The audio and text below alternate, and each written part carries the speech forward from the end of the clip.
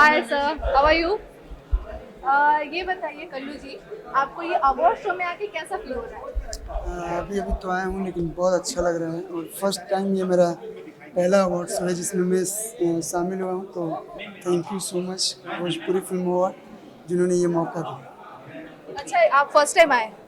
ओह, इससे पहले आप कभी गए नहीं? ये बहुत सारे अवार्ड फंक्शन से ऑफर आए थे लेकिन मैं कहीं बाहर रहता था शूट के दौरान या शो के दौरान, लेकिन आज ये फर्स्ट मेरा अवार्ड शो है।